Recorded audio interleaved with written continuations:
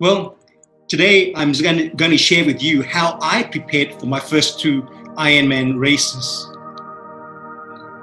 An Ironman race starts off with a 3.8 kilometer swim, followed by a 180 kilometer bike ride, and then to finish it off, you run a full marathon.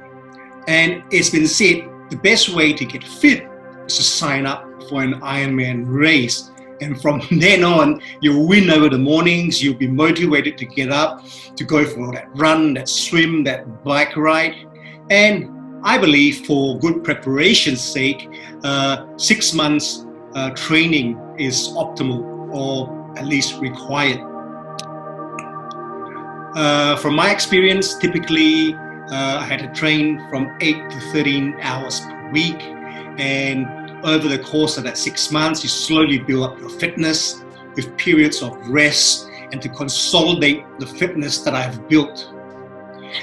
You can either follow a Ironman program, which we can download from the internet, or use a coach, which I did.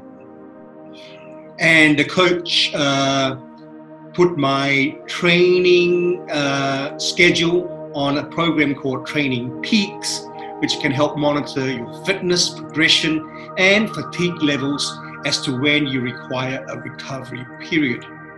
And the coach will put it out the full week ahead of the time of your swim, bike, run, and recovery days on Training Peaks. And from then, the coach is able to evaluate your workout data. This is what Training Peaks looks like on the computer screen. It'll come up blank, but when you've done that program, completed the required training, it will turn green. And if you haven't done it, it will remain red. So what happens is that you'll be wearing your Garmin watch, or if you buy a computer when you are cycling or when you're swimming, the watch will record your pace and your duration, and the Garmin or whatever watch or bike computer you're using will be uploaded to Training Peaks, and from then your heart rate and other data can be monitored by the coach. And you can look at Training Peaks. There are some terms that you may not be familiar with, like training stress scores, fatigue levels, fitness levels. These are advanced analytic metrics on your fitness progression, which your coach can help monitor. Well, equipment needed. For swimming, you obviously need goggles, a kickboard, flippers, pool buoy, paddles, and a wetsuit for cold water conditions. You can either buy a road bike or a triathlon bike, which I did. Helmet is absolutely compulsory. Clip-on bike shoes, a bike computer, mounted hydration system, cycling glasses.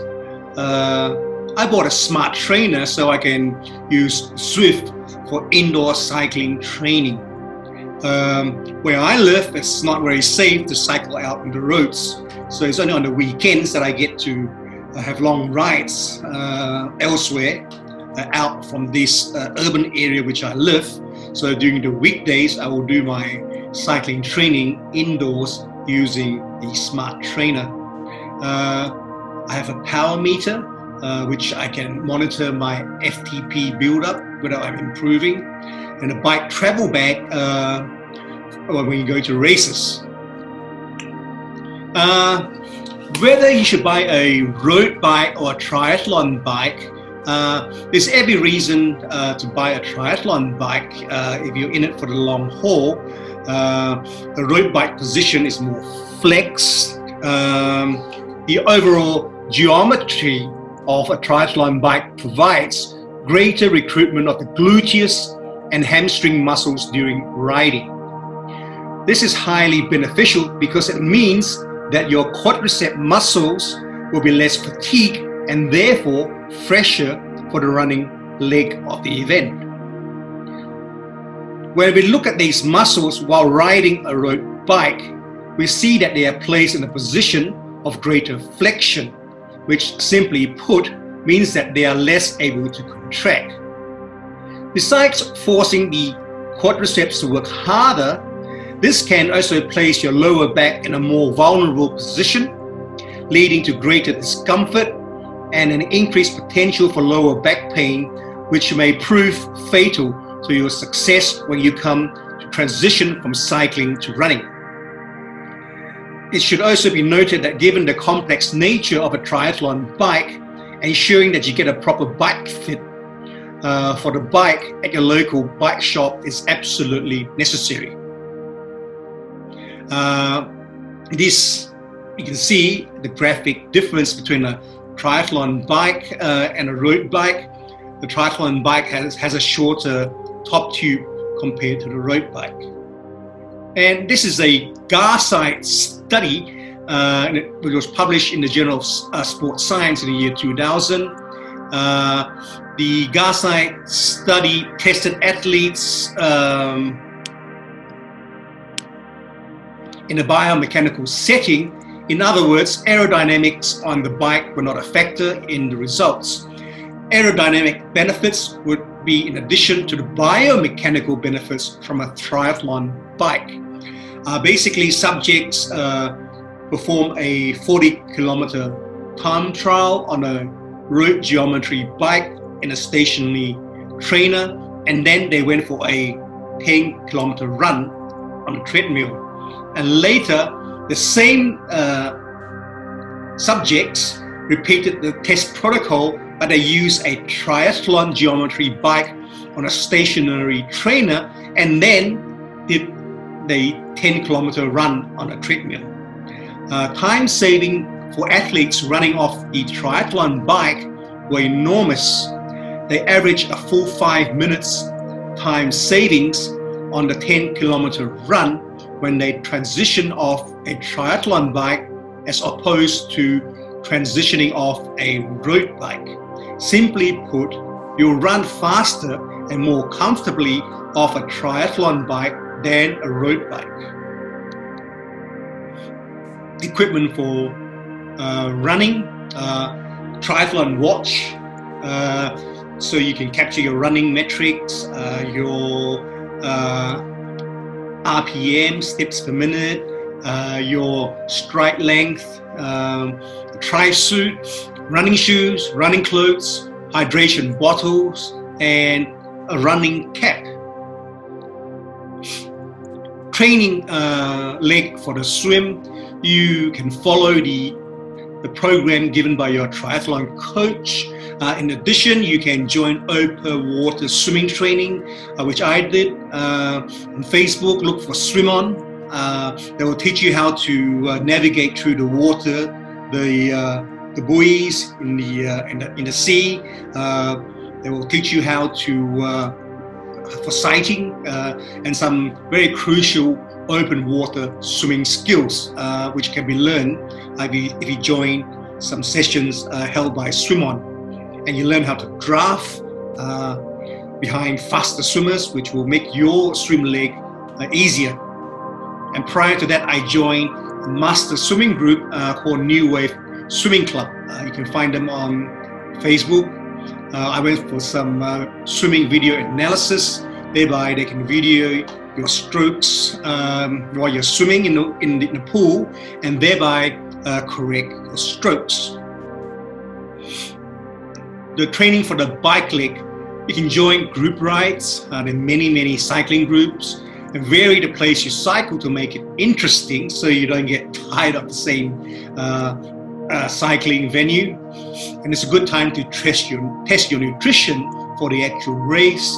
Bear in mind your intestine can absorb 240 to about 300 calories per hour max, while your burn rate will be higher. So there's always a deficit.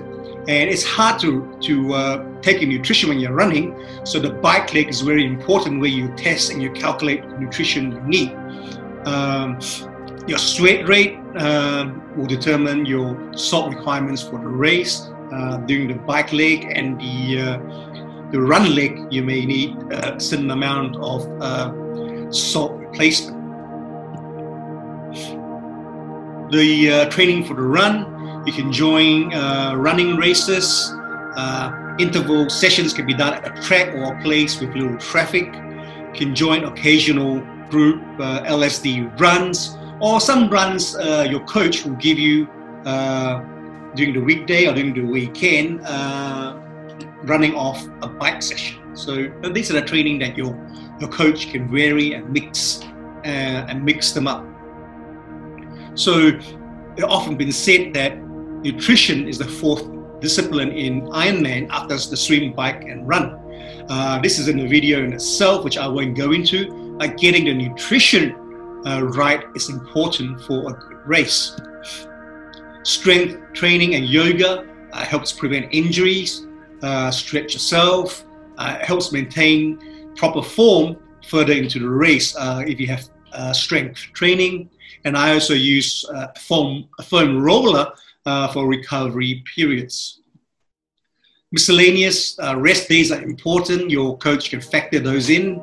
Rest weeks where you have a lesser intensity of training to consolidate on the fitness that you've already built from the preceding weeks. Peaking, you probably should peak about 3 weeks before a race, but your coach will manage that. And tapering, and the first thing to taper is the run, because running has a lot of impact on the joints and muscles. So the first thing you taper is the run, then the bike, and lastly the swim. So thank you for listening. Have good races ahead of you. Thank you.